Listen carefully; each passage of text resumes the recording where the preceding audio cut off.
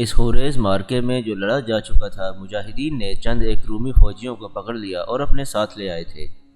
جنگی قیدیوں سے عموماً ان کی فوج کے متعلق معلومات لی جاتی تھیں۔ ان سے بھی پوچھا جانے لگا کہ سکندریہ کے اندر کی کیفیت کیا ہے اور بزنطیہ کی کیا خبر ہے وغیرہ۔ معلوم ہوا کہ ان جنگی قیدیوں میں ایک ذرا اونچے عہدے کا فوجی ہے جس کا تعلق شاہی خاندان کے ساتھ ہے۔ عمر بن عاص رضی اللہ تعالیٰ عنہ نے اسے اپنے پاس بلایا۔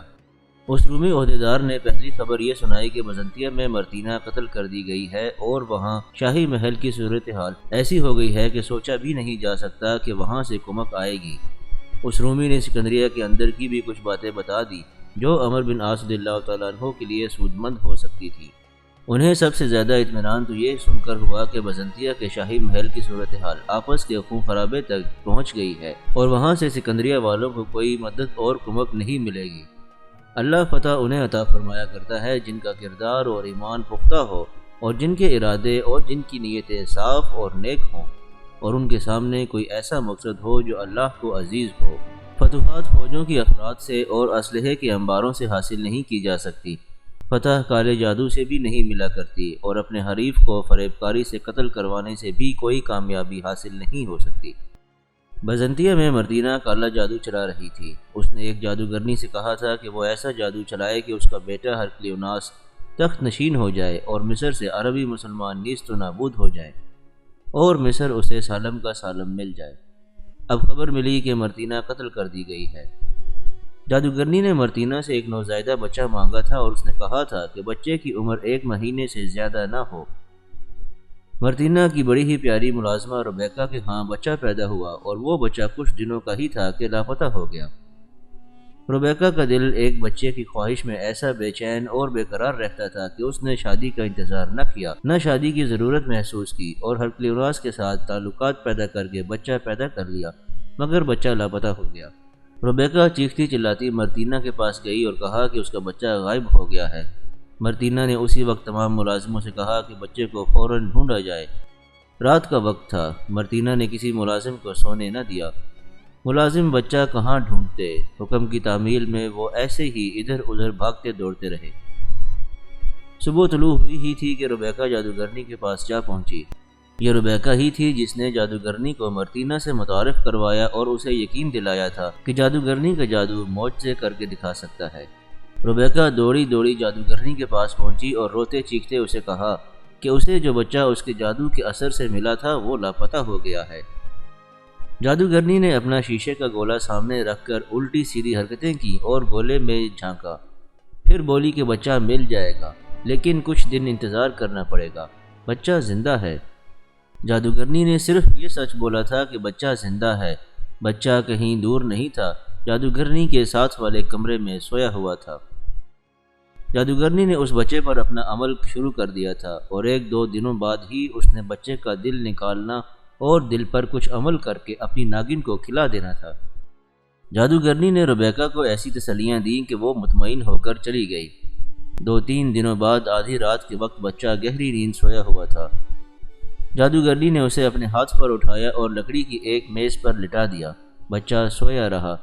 بچے کو تو ابھی دنیا کی کوئی ہوش ہی نہیں تھی۔ اس کی عمر ابھی 1 مہینہ بھی نہیں ہوئی تھی۔ وہ تو ایک کلی تھی جس کی ابھی ایک پتی بھی نہیں کھلی تھی۔ جادوگرنی نے اپنا وہ ڈنڈا اٹھایا جس پر رنگ برنگے کپڑے لپیٹے ہوئے تھے اور اس کے ایک سرے پر پرندوں کے رنگا رنگ پر اڑتے ہوئے تھے اور دوسرے سرے پر چھوٹی سی ایک گھنٹی بندھی تھی۔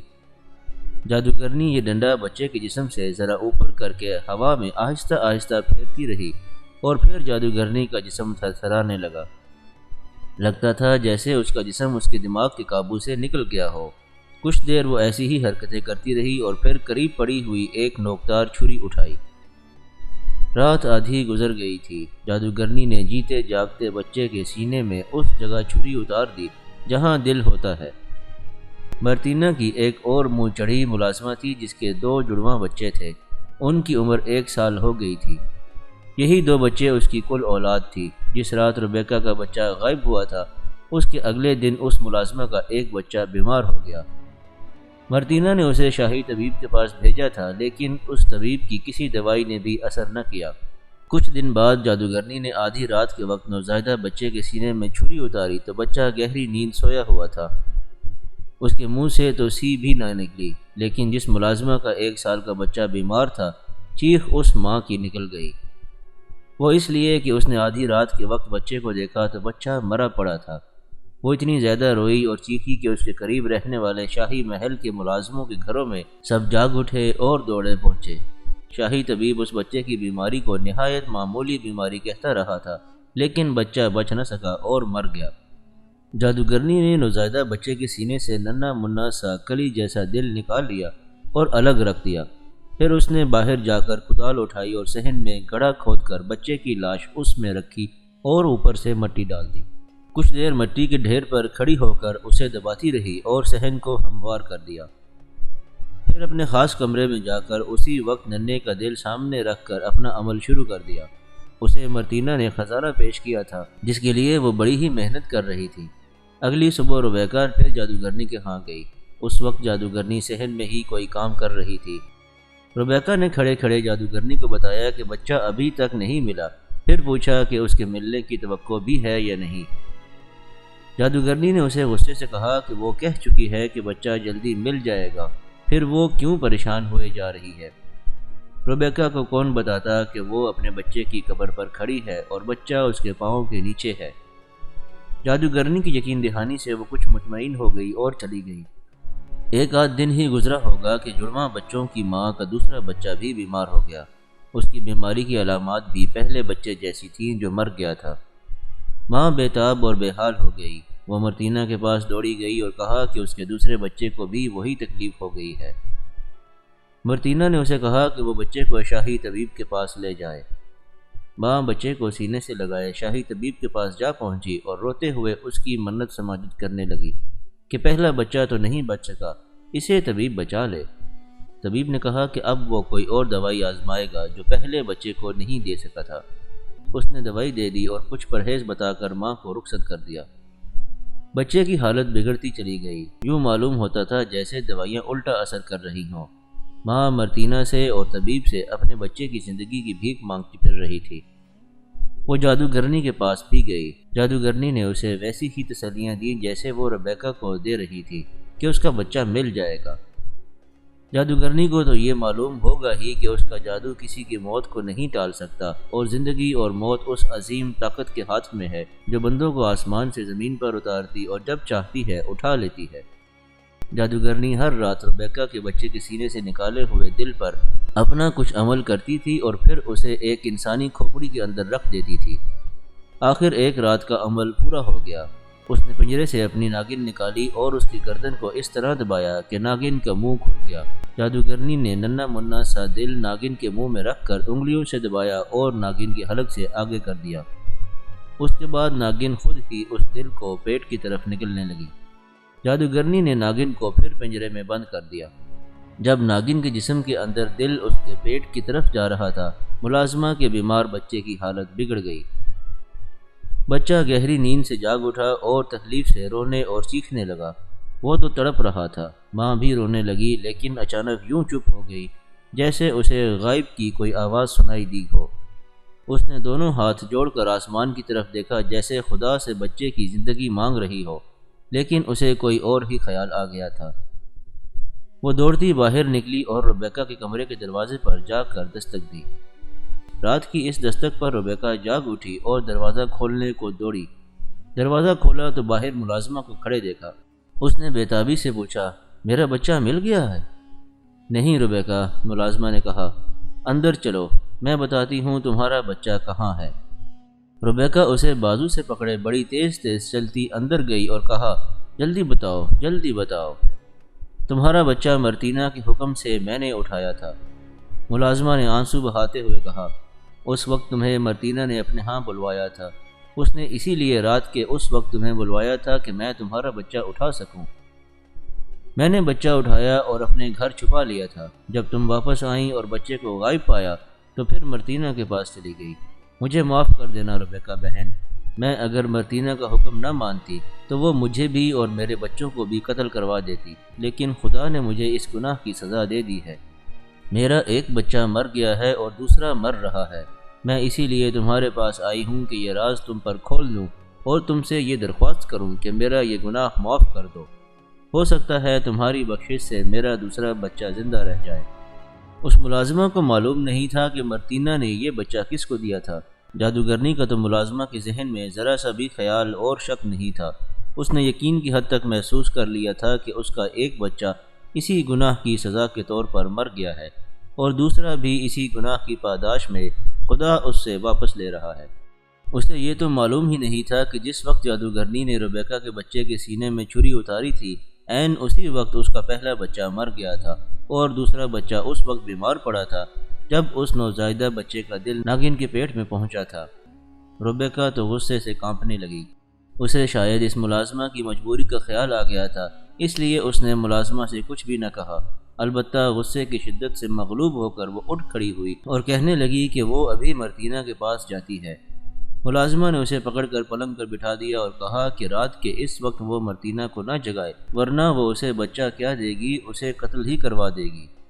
جادوگرنی مرتینہ کو بتا گئی تھی کہ اس کا عمل پورا ہو گیا ہے اور زیادہ سے زیادہ 10 دنوں بعد اس کی مراد پوری ہو جائے گی۔ عرب کے مسلمان شکست کھا کر مصر سے نکل بھاگیں گے اور بزنطیہ کے تخت پر اس کا بیٹا ہرقلیوناس بیٹھا ہوا ہوگا اور بادشاہی کا تاج اس کے سر پر ہوگا۔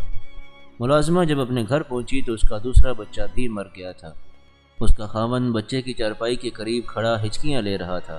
ملازمہ اپنے مرے ہوئے بچے کے اوپر گری اور لاش کا منہ چوم چوم کر پاگل ہونے لگی۔ وہ روتی اور یہی بیان کر رہی تھی کہ مجھے اپنے گناہ کی سزا ملی ہے۔ ریبیکا باقی رات سو نہ سکی۔ وہ کروٹیں بدلتی اور تڑپتی رہی۔ کبھی اسے خیال آتا کہ مرتینہ اس پر رحم کر کے اس کا بچہ واپس دے دے گی، لیکن زیادہ تر اسے بڑے ہی بھیانک خیال آ رہے تھے۔ اسے جادوگرنی کا خیال بھی آیا کہ مرتینہ نے اس کا بچہ کسی عمل کے لیے جادوگرنی کو ہی نہ دے دیا ہو۔ صرف ریبیکا کو معلوم تھا کہ مرتینہ جادوگرنی سے کوئی عمل کروا رہی ہے۔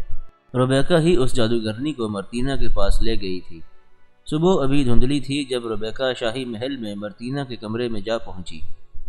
مرتینہ آخر ملکہ تھی، گو نام کی ہی ملکہ تھی، لیکن اس کی حیثیت ملکہ جیسی ہی تھی۔ وہ سوئی ہوئی تھی۔ ریبیکا کی مامتا اس قدر بھڑکی ہوئی تھی کہ اس نے نتائج سے بے خبر مرتینہ کو جگا لیا۔ مرتینہ کی آنکھ کھلی تو وہ ریبیکا پر برس پڑی۔ اس نے کہا کہ ریبیکا کو اتنی جلدی آ کر اسے جگانے کی جرت کیسے ہوئی۔ ریبیکا اس کی رازدان تھی، لیکن ریبیکا آخر ملازمہ تھی۔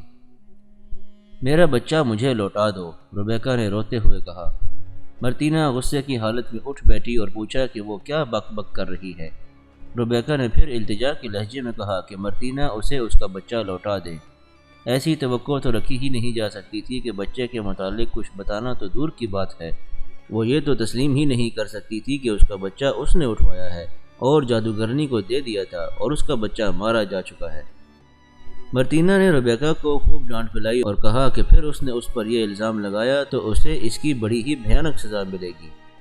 ریبیکا نے ملازمہ کا نام لے کر کہا کہ اس نے اسے بتایا ہے کہ بچہ مرتینہ کے حکم سے اس نے اٹھایا اور مرتینہ کے حوالے کیا تھا۔ مرتینہ اٹھ کھڑی ہوئی اور کہا کہ وہ ابھی اس ملازمہ کو بلا کر ایسی سزا دے گی کہ دیکھنے والے کانپ اٹھیں گے۔ ریبیکا نے اسے روک لیا اور کہا کہ اس بیچاری کا دوسرا بچہ بھی رات کو مر گیا ہے۔ مرتینہ نے جب ریبیکا کی جذباتی حالت دیکھی اور پھر یہ پتہ چلا کہ ملازمہ نے راز فاش کر دیا ہے تو اس نے اپنا رویہ فوراً بدل کر نرم کر لیا۔ اس کی حیثیت ایسی تھی کہ وہ ملازمہ کو بلوا کر اسے جھوٹا کہہ دیتی اور اسے ملازمت سے نکال دیتی، لیکن اس کا ضمیر مجرم تھا، اس لیے اس نے ریبیکا کو بہلانے پھسلانے والا طریقہ سوچ لیا۔ بیٹھو ریبیکا، مرتینہ نے بڑے پیار سے کہا، دعا کرو میرا بیٹا زندہ رہے، تمہیں ایک اور بچہ مل جائے گا، لیکن میں جو چاہتی ہوں وہ مجھے نہیں ملے گا۔ اگر مل گیا تو تم ملازمہ نہیں ملکہ بنو گی۔ ذرا ٹھنڈے دل سے میری بات سن لو۔ دیکھو میں نے تمہارے ساتھ کتنا پیار کیا ہے اور تمہیں ملازمہ نہیں رازدان دوست سمجھتی ہوں، کیا تم میرے لیے اتنی سی قربانی نہیں دے سکتی؟ مرتینہ نے ریبیکا کو صاف صاف بتا دیا کہ اس کا بچہ اسی نے اٹھوایا تھا اور اس کا مقصد کیا تھا، اور یہ بھی بتایا کہ جادوگرنی بچے کو مار چکی ہے اور اس کا عمل پورا ہو چکا ہے۔ 10 دنوں تک میرا بیٹا شاہ روم بن جائے گا۔ مرتینہ نے کہا، ادھر وہ تخت پر بیٹھے گا، ادھر میں اس کے ساتھ تمہاری شادی کرا دوں گی اور تم سلطنت روم کی ملکہ کہلاؤ گی۔ ریبیکا کی ذات میں مامتا یوں پھٹی جا رہی تھی جس طرح آتش فشاں کا دہانہ پھٹتا ہے۔ وہ شاہی محل کے ان بادشاہوں کو اچھی طرح جانتی تھی اسے یہ بھی معلوم ہوگا کہ ہرکل اور اس کے بیٹے قسطنطین کو مرتینہ نے ہی مروایا تھا۔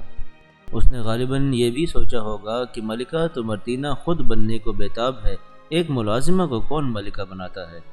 اگر اس کی شادی ہرکلیوناس کے ساتھ ہو بھی گئی تو یہ چند دنوں کا کھیل ہوگا اور پھر اسے حرم میں پھینک دیا جائے گا۔ لیکن ربیکہ کے دل و دماغ پر اور جذبات پر صرف بچہ غالب تھا۔ وہ ایک بچے کے لیے ہمیشہ تڑپتی ترستی رہتی تھی۔ بچہ ملا تو وہ مرتینہ نے اپنے ذاتی مفاد پر قربان کر دیا۔ مرتینہ نے جب یہ کہا کہ بچے کو جادوگرنی مار چکی ہے تو ربیکہ کا دماغ اس کے قابو سے نکل گیا اور اس پر پاگل پن سوار ہو گیا۔ اس نے واہی تباہی بکنی شروع کر دی۔ وہ بھول ہی گئی کہ وہ ایک بے بس اور بے وسیلہ ملازمہ ہے اور قانون اور انصاف مرتینہ کے ہاتھ میں ہے۔ وہ اسے بڑے آرام سے قتل کروا سکتی ہے۔ ربیکہ کے منہ سے جھاگ پھوٹنے لگی۔ مرتینہ نے اسے یہ بھی کہا کہ وہ منہ سے بولے کہ اپنے بچے کی کتنی قیمت چاہتی ہے۔ میرے سامنے زر و جواہرات کا ڈھیر لگا دو، ربیکہ نے قہر بھری آواز میں کہا۔ میں اسے ٹھوکر مار کر اپنا بچہ ہی مانگوں گی۔ مرتینہ اپنی شاہانہ حیثیت میں آ گئی۔ اس نے سلطنت کی ملکہ کے انداز سے ربیکہ کو دھتکار دیا اور کہا کہ وہ فوراً یہاں سے نکل جائے ورنہ وہ اسے قید خانے میں ڈال دے گی اور اس کی باقی عمر کال کوٹڑی میں گلتے سڑتے گزرے گی۔ مرتینہ نے صرف کہا ہی نہیں بلکہ ربیکہ کے کندھوں پر ہاتھ رکھ کر اسے زور سے گھمایا اور پیٹھ پر ہاتھ رکھ کر دھکا دیا اور کہا کہ نکل جاؤ یہاں سے۔ ربیکہ کی نظر کمرے کی سامنے والی دیوار پر گئی۔ وہاں شاہ ہرکل کی تلوار لٹکی ہوئی تھی اور اس کے ساتھ ہرکل کا لمبا خنجر نیام میں پڑا لٹک رہا تھا۔ یہ دونوں ہتھیار مرتینہ نے ہرکل کی یادگار کے طور پر کمرے میں لٹکا رکھے تھے۔ مرتینہ کو تو یاد آ گیا تھا کہ وہ اس سلطنت کی ملکہ ہے، لیکن ربیکہ بالکل ہی بھول چکی تھی کہ وہ اس ملکہ کی ملازمہ ہے۔ وہ مکمل طور پر پاگل ہو چکی تھی۔ اس نے بجلی کی سی تیزی سے لپک کر دیوار سے ہرکل کا خنجر نوچ لیا اور اتنی ہی تیزی سے خنجر نیام سے نکالا، نیام پرے پھینکی۔ بیشتر اس کے کہ مرتینہ سمجھ پاتی کہ یہ کیا کر رہی ہے، خنجر مرتینہ کے سینے میں اتر چکا تھا۔ ربیکہ نے بڑی ہی تیزی سے مرتینہ کے سینے میں 3 بار خنجر مارا اور مرتینہ ایک چیخ مار کر لڑک گئی اور پھر وہ فرش پر پڑی ہوئی تھی۔ ربیکہ خون سے لتڑا ہوا خنجر ہاتھ میں لیے باہر نکلی اور چلا چلا کر کہنے لگی، میں نے اپنے بچے کے خون کا انتقام لے لیا ہے۔ اس کی یہ للکار اور پکار جس کسی کے کانوں تک پہنچی وہ دوڑا آیا۔ دیکھتے ہی دیکھتے وہاں ملازموں کا اور شاہی خاندان کے کچھ افراد کا ہجوم اکٹھا ہو گیا۔ ربیکہ چیختی چلاتی باہر کو جا رہی تھی اور وہ خون آلود خنجر لہراتی جا رہی تھی۔ آوازیں آنے لگیں، پکڑو اسے، پکڑو اسے۔ مرتینہ کے کمرے میں جا کر دیکھ لیا گیا تھا کہ وہ لہو لہان مری پڑی ہے۔ کئی آدمی ربیکہ کو پکڑنے کے لیے اس کی طرف دوڑے۔ وہ بھاگی نہیں، پیچھے کو مڑی اور رک گئی۔ اس نے دیکھا کہ اسے پکڑنے کے لیے آ رہے ہیں تو اس نے خنجر کا دستہ دونوں ہاتھوں میں پکڑ کر ہاتھ اوپر کیے اور کہا، میں اپنے بچے کے پاس جا رہی ہوں۔ اس نے بڑی زور سے اپنے دونوں ہاتھ نیچے کو کھینچے اور خنجر آدھے سے زیادہ اس کے سینے میں اتر گیا۔ وہ آہستہ آہستہ گرنے لگی۔ خنجر کو سینے میں ہی رہنے دیا۔ گھٹنوں سے اس کی ٹانگیں دوہری ہوئیں اور بڑی آہستہ سے اس کے گھٹنے زمین پر لگے اور پھر وہ ایک پہلو کو لڑک گئی۔ اسے پکڑنے والے اس تک پہنچے اور اسے سیدھا کر کے پیٹھ کے بل کر دیا۔ وہ آخری سانسیں لے رہی تھی۔ اس کی آنکھیں بند ہو چکی تھیں اور ہونٹ ہل رہے تھے۔ میرا بچہ مل گیا ہے۔ اس کے ہونٹوں سے سرگوشیاں پھسل رہی تھیں۔ آخر میرا منا مل ہی گیا ہے۔ اب اسے میرے سینے سے کوئی نہیں نوچ سکتا۔ اس نے اپنے دونوں بازو اپنے سینے پر رکھ کر دبا لیے۔ سینے سے ابھی تک خون بہے جا رہا تھا۔ فوراً ہی بعد اس کی آنکھیں کھلیں، ہونٹ ساکن ہو گئے اور پھر آنکھیں کھلی ہی رہ گئیں اور ہونٹ ہمیشہ کے لیے خاموش ہو گئے۔ مرتینہ کا قتل کوئی معمولی واقعہ نہ تھا۔ اس کا بیٹا ہرکلیوناس بھی وہاں پہنچ گیا تھا۔ وہ تحکمانہ بلکہ شاہانہ لب و لہجے میں کچھ نہ کچھ کہے جا رہا تھا۔ وہ تو جیسے وہاں کھڑے ہر انسان کو قتل کروا دینے کا فیصلہ سنا رہا تھا۔ کنستانس کو اطلاع مل گئی۔ وہ بھی دوڑتا ہوا آن پہنچا۔ رومی فوج کا سپریم کمانڈر جنرل اکلینوس بھی آ گیا اور پھر دوسرے جرنیل بھی آن پہنچے۔ کنستانس اور جنرل اکلینوس کو صرف یہ بات مطمئن نہیں کر سکتی تھی کہ ایک ملازمہ نے مرتینہ کو قتل کر کے خودکشی کر لی ہے۔ وہ اس اتنے بڑے حادثے کی وجہ معلوم کرنا چاہتے تھے۔ انہوں نے مرتینہ کے ملازموں سے پوچھنا شروع کر دیا۔ انہیں بتایا گیا کہ ریبیکا مرتینہ کی منہ چڑھی ملازمہ تھی، بلکہ یہ ملازمہ کم اور مرتینہ کی گہری دوست زیادہ تھی۔ یہ پوچھ گچھ ہو ہی رہی تھی کہ وہ ملازمہ آ گئی جس کا دوسرا بچہ بھی مر گیا تھا۔ اسے پتہ چلا کہ شاہی محل میں کیا قیامت آئی اور گزر گئی ہے تو وہ بھی وہاں آن پہنچی۔ جذباتی لحاظ سے اس کی حالت بھی نارمل نہیں تھی۔ وہ اپنے دوسرے بچے کی لاش گھر میں چھوڑ کر آئی اور آتے ہی غیر قدرتی سے لہجے میں اعلانیہ کہا کہ اسے معلوم ہے کہ یہ سب کیوں ہوا ہے۔ اس نے ساری بات کھول دی۔ وہ اتنا ہی بتا سکی کہ ریبیکا کا بچہ اس نے مرتینہ کے حکم سے اٹھایا اور مرتینہ کو دیا تھا۔ اس سے آگے اسے کچھ معلوم نہیں تھا، البتہ ایک اور بات اسے اچھی طرح معلوم تھی، اس نے وہ بھی بتا دی۔ وہ یہ تھی کہ ریبیکا کو ہرکلیوناس نے داشتہ بنا رکھا تھا اور یہ بچہ ہرکلیوناس کا ہی تھا۔ مجھے ہرکلیوناس کی ماں کے قتل کا کوئی افسوس نہیں، کونستانس نے اعلان کے لہجے میں کہا۔ مجھے غم یہ کھا رہا ہے کہ سلطنت روم کا زوال بڑی تیزی سے ہو رہا ہے۔ ہم خود اس عظیم سلطنت کی بنیادیں کھوکھلی کر رہے ہیں۔ ادھر مصر ہاتھ سے نکل گیا ہے اور مٹھی بھر مسلمانوں نے اتنے بڑے ملک پر قبضہ کر لیا ہے، اور ادھر دارالحکومت میں یہ پراسرار اور خونی کھیل کھیلے جا رہے ہیں۔ میں یہ کھیل بند کروا دوں گا، ہرکلیوناس بڑی کھوکھلی سی آواز میں بولا، اور جو کوئی میرا حکم نہیں مانے گا، مجھے باغی کہہ لو، کچھ کہہ لو، ایک پرانا جرنیل بول اٹھا۔ حکم صرف ایک حکمران کا چلے گا اور وہ حکمران کونستانس ہوگا۔ کبھی سنا ہی نہیں کہ ایک سلطنت کے بیک وقت دو حکمران ہوں اور دونوں اپنے اپنے حکم چلا رہے ہوں۔ اس جرنیل کے بولنے کی دیر تھی کہ دوسرے جرنیل بھی بول اٹھے۔ وہ اس جرنیل کی تائید میں بول رہے تھے۔ جرنیل اکلینوس نے سب کو خاموش کرا دیا اور کہا کہ یہ مسئلہ ایسا نہیں کہ یہاں ملازموں اور دوسرے لوگوں کے سامنے کھڑے کھڑے طے کر لیا جائے۔ یہ کہیں اور بیٹھ کر طے کرنے والا معاملہ ہے اور اب ہمیں کسی نہ کسی فیصلے پر پہنچنا ہی ہوگا۔ مرتینہ مر چکی تھی اور اس کا بیٹا ہرکلیوناس اکیلا رہ گیا تھا۔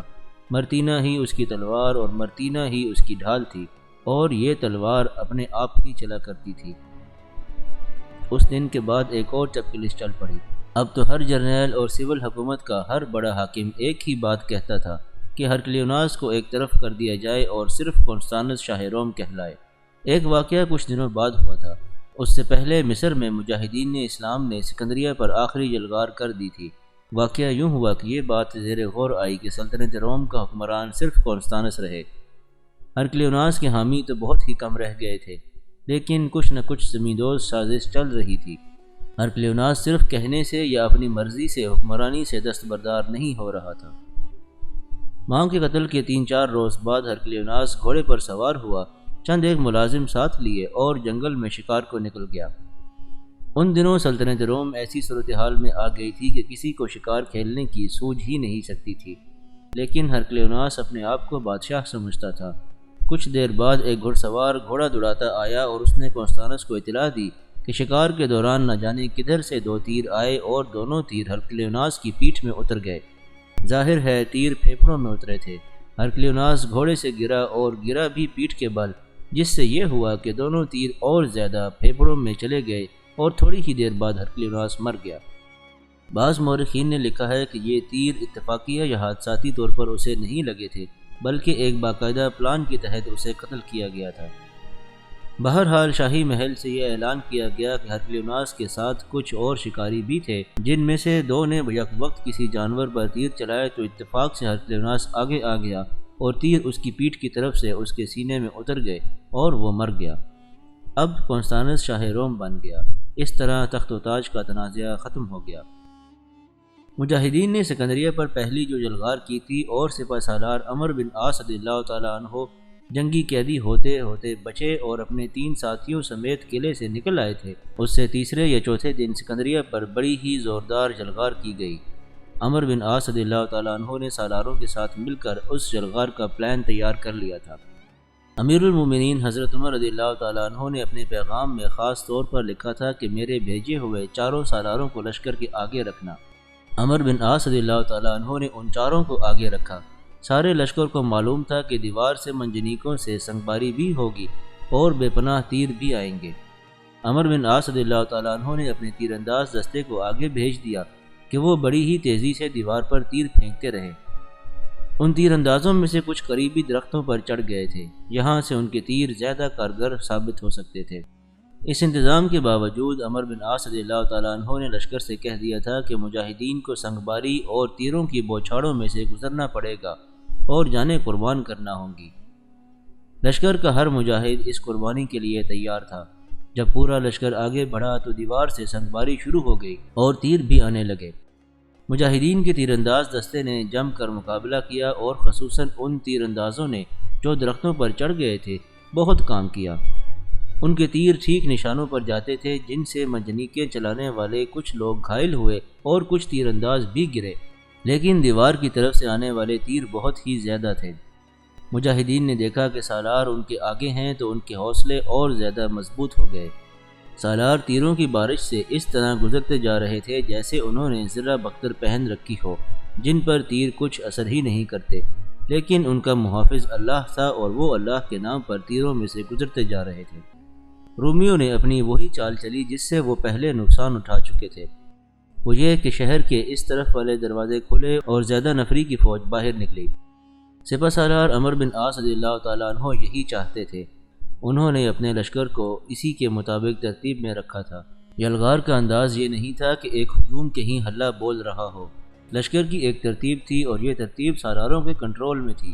ہر سالار کا رابطہ اپنے سپہ سالار کے ساتھ تھا۔ رومیوں نے سکندریہ میں بے شمار فوج اکٹھی کر رکھی تھی۔ سکندریہ بڑا مضبوط اور قلعہ بند شہر تھا۔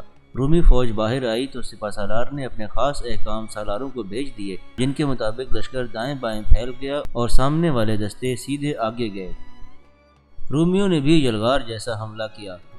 پہلے دی ہوئی ہدایت کے مطابق درمیان والے مجاہدین کے دستے ذرا ذرا پیچھے ہٹنے لگے، جس سے رومیوں کو یہ تاثر ملا کہ مسلمان قدم جما کر لڑنے کے قابل نہیں رہے اور پسپا ہو رہے ہیں۔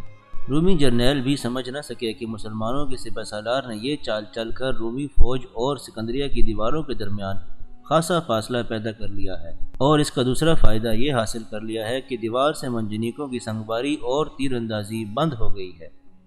وہ اس لیے کہ اب ان کے اپنے رومی پتھروں اور تیروں کی زد میں آتے تھے۔ لڑائی گتھم گتھا انداز کی ہو رہی تھی۔ اللہ تبارک و تعالیٰ کا یہ فرمان عملی طور پر سامنے آ رہا تھا کہ اللہ جب چاہتا ہے کہ یہ کام ہو جائے تو اس کی ذات باری صرف اتنا اشارہ دیتی ہے، ہو جا، اور وہ کام ہو جاتا ہے۔ سپہ سالار اور دوسرے سالاروں کو ایسی توقع تھی ہی نہیں کہ وہ اس روز سکندریہ میں داخل ہو سکیں گے، بلکہ رومی فوج کی افراد اور مجاہدین کی قلت بتا رہی تھی کہ مجاہدین کو پیچھے ہٹنا پڑے گا، لیکن وہاں کچھ اور ہی ہو گیا۔ ہوا یہ کہ مجاہدین کو اس قسم کی لڑائی کا خاصا تجربہ ہو چکا تھا۔ سپہ سالار نے رومیوں پر دائیں اور بائیں پہلوؤں سے حملہ کرا دیا اور اس کے ساتھ ہی حکم دیا کہ پہلوؤں پر حملہ کرنے والے شہر میں داخل ہونے کی کوشش کریں۔ سپہ سالار نے اپنے سامنے والے رومیوں کو لڑائی میں الجھائے رکھا۔ رومیوں کے پہلوؤں پر حملہ ہوا تو وہ بوکھلا گئے۔ یہاں پھر وہی صورت پیدا ہو گئی کہ رومیوں کی فوج درمیان کی طرف سکڑنے لگی اور اس طرح پیادہ سپاہی گھوڑوں کے درمیان کچلے جانے لگے۔ اس فوج کو معلوم ہی نہ ہو سکا کہ مجاہدین ان کے عقب میں پہنچ گئے ہیں۔ رومیوں کے دفاع کا ایک ہی طریقہ تھا کہ شہر کے دروازے بند کر دیں، لیکن انہوں نے دروازے اس لیے کھلے رکھے کہ مزید فوج باہر آ رہی تھی۔ مجاہدین نے دروازوں پر ہلہ بول دیا۔ سالاروں نے پہلوؤں کی طرف سے مزید دستے آگے بڑھا دیے اور مجاہدین دروازوں سے نکلتی ہوئی فوج کو برچھیوں اور تلواروں پر لیتے اندر جانے لگے، اور کچھ ہی دیر بعد مجاہدین کی اچھی خاصی تعداد شہر کے اندر چلی گئی۔ خاص طور پر ذہن میں رکھیں کہ مجاہدین گوشت پوست کے انسان تھے، جن بھوت نہیں تھے۔ ان میں اگر کوئی اضافی طاقت تھی تو وہ جذبہ جہاد تھا اور ایمان کی پختگی تھی اور اللہ کی ذات باری پر پورا یقین تھا۔ اس کے باوجود وہ تھے تو انسان ہی۔ ان کے مقابلے میں اتنے کثیر تعداد رومی کس طرح بوکھلا گئے اور ان کے حوصلے پست ہو گئے۔ اس میں انسانی نفسیات کی کمزوریوں کا ہاتھ تھا۔ ایک یہ کہ رومی فوج پر مسلمانوں کی دہشت طاری تھی اور فوجی تسلیم کرنے لگے تھے کہ واقعی مسلمانوں کے پاس کوئی غیبی طاقت ہے جو صرف جنات میں ہوتی ہے۔ تاریخ مرتب کرنے والے مورخین نے بھی حیرت کا اظہار کیا ہے کہ اس قدر کم تعداد مسلمانوں نے کس طرح اتنی بڑی فوج کو شکست دے دی۔ ایک تو یہ دہشت تھی جس نے رومی فوج کو نفسیاتی طور پر کمزور کر رکھا تھا، اور اس فوج میں دوسری کمزوری یوں پیدا ہوئی کہ اتنے مضبوط قلعہ بند شہر میں وہ اپنے آپ کو پوری طرح محفوظ سمجھ رہے تھے اور بہادر بھی۔ اس شہر کو وہ ناقابل تسخیر سمجھتے تھے، لیکن جب انہیں ان مضبوط، چوڑی اور اونچی دیواروں سے باہر کھلے میدان میں نکالا گیا تو ان کے حوصلے کمزور پڑ گئے۔ وہ مسلمانوں کی بے جگری اور طوفانی جلغار کے آگے ٹھہر نہ سکے۔ مجاہدین اس فوج سے لڑتے لڑتے اندر چلے گئے جو باہر کی فوج کو مدد دینے کے لیے باہر آ رہی تھی۔ مجاہدین کی مزید تعداد شہر میں داخل ہونے لگی اور باہر لڑنے والے رومی سمجھ نہ پائے کہ کہاں جائیں۔ دروازوں پر مجاہدین قابض ہو چکے تھے اور مجاہدین کی کچھ نفری باہر بھی تھی جو ان رومیوں پر تابڑتوڑ وار کر رہی تھی۔ ان رومی فوجیوں کا لڑنے کا جذبہ بالکل ہی بجھ کر رہ گیا تھا۔ سالار بھی شہر کے اندر چلے گئے اور ان کے پیچھے باقی مجاہدین بھی شہر میں داخل ہوئے اور ایک مارکا شہر کے اندر لڑا گیا۔ شہری پہلے ہی محاصرے سے تنگ آئے ہوئے تھے، وہ اپنی فوج کو ذرا سا بھی تعاون دینے سے گریز کر رہے تھے۔ ان پر بھی تو مسلمانوں کا خوف طاری تھا۔ رومی فوجی لوگوں کے گھروں میں داخل ہو رہے تھے، لیکن لوگ انہیں دھکیل دھکیل کر باہر نکال دیتے تھے۔ یہ رومی فوجی دراصل پناہیں ڈھونڈ رہے تھے۔ اس دن کا سورج غروب ہونے تک سکندریہ کا پورا شہر مسلمانوں کے قبضے میں آ چکا تھا۔ روم کا جھنڈا اتر گیا اور اسلامی پرچم لہرانے لگا۔ یہ ایک اور داستان ہے کہ اتنے بڑے شہر کا نظم و نسق کس طرح سنبھالا گیا اور کس طرح امن و امان قائم کیا گیا۔ یہ تو ہر شہر فتح کرنے کے بعد ہوتا تھا۔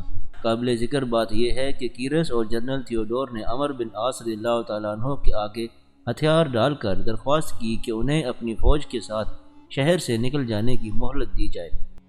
عمرو بن عاص رضی اللہ تعالیٰ عنہ نے انہیں 2 مہینے کی مہلت دے دی، لیکن ساتھ یہ کہا کہ کوئی فوج یا فوج کا ایک بھی آدمی مصر میں نہ رہے، سب جہازوں میں سوار ہو کر سمندر پار چلے جائیں۔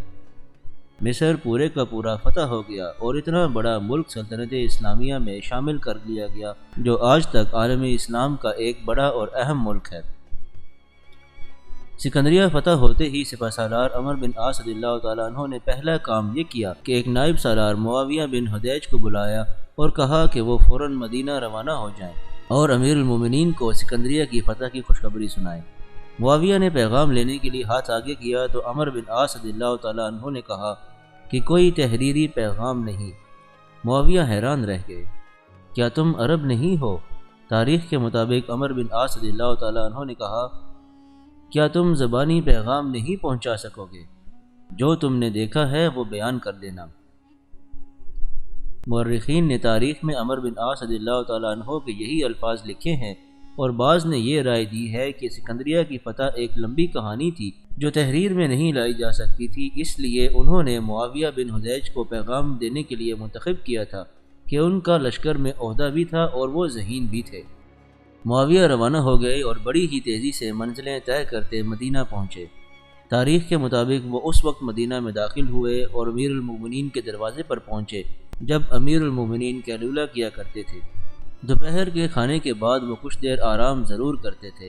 معاویہ نے دروازے پر دستک نہ دی، اس کی بجائے دروازے کے باہر ہی بیٹھ گئے۔ کچھ دیر بعد حضرت عمر رضی اللہ تعالیٰ عنہ کی ایک خادمہ باہر نکلی۔ اس نے معاویہ کا حال حلیہ دیکھا اور ان کی اونٹنی کو پاس کھڑے دیکھا تو وہ سمجھ گئی کہ یہ شخص بڑے لمبے سفر سے آیا ہے۔ آپ کسی محاذ سے تو نہیں آئے؟ خادمہ نے پوچھا۔ سپہ سالار عمرو بن عاص رضی اللہ تعالیٰ عنہ کا ایلچی ہوں، معاویہ نے کہا۔ ابھی پہنچا ہوں، امیر المومنین کے آرام کا وقت ہے، ان کے آرام میں مخل نہیں ہونا چاہتا۔ خادمہ اندر چلی گئی اور فوراً ہی واپس آ کر کہا کہ امیر المومنین بلا رہے ہیں۔ معاویہ فوراً اٹھے اور اندر چلے گئے۔ کیا خبر لائے ہو؟ حضرت عمر رضی اللہ تعالیٰ عنہ نے پہلا سوال کیا۔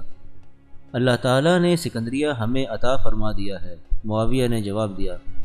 امیر المومنین حضرت عمر رضی اللہ تعالیٰ عنہ نے پیغام کے لیے ہاتھ آگے بڑھایا تو معاویہ بولے کہ زبانی سناؤں گا۔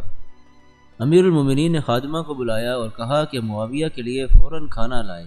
تاریخ میں بھی لکھا ہے کہ جو روٹی معاویہ کو کھلائی گئی وہ زیتون کے تیل میں تیار کی گئی تھی۔ اس کے بعد حضرت عمر رضی اللہ تعالیٰ عنہ معاویہ کو مسجد میں لے گئے۔ لوگوں کو مسجد میں بلانے کا طریقہ اذان ہوتا تھا۔ امیر المومنین کے کہنے پر اذان دی گئی اور مدینہ کے لوگ بڑی تیزی سے مسجد میں آنے لگے اور دیکھتے ہی دیکھتے مسجد بھر گئی۔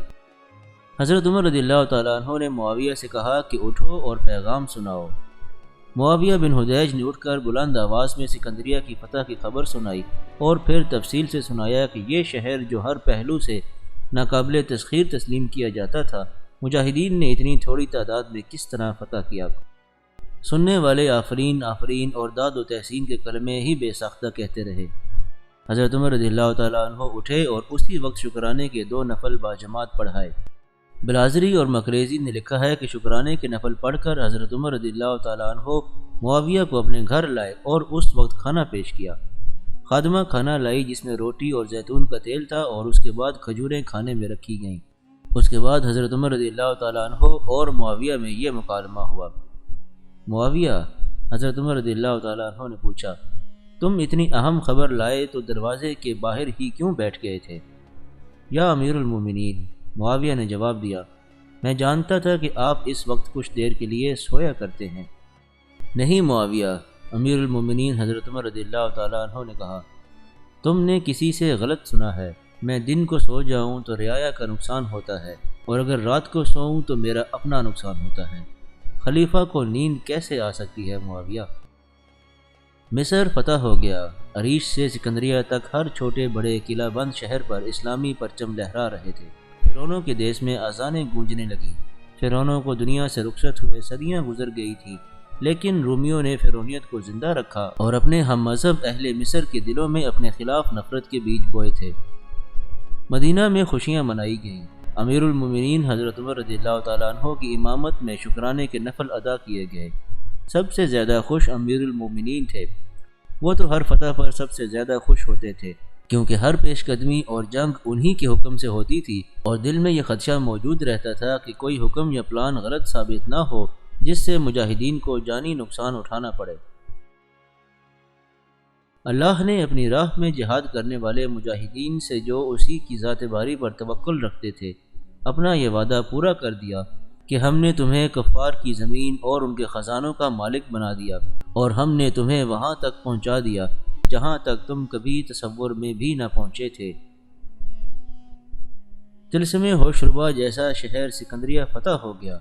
پورا مصر سلطنت اسلامیہ میں شامل ہو گیا۔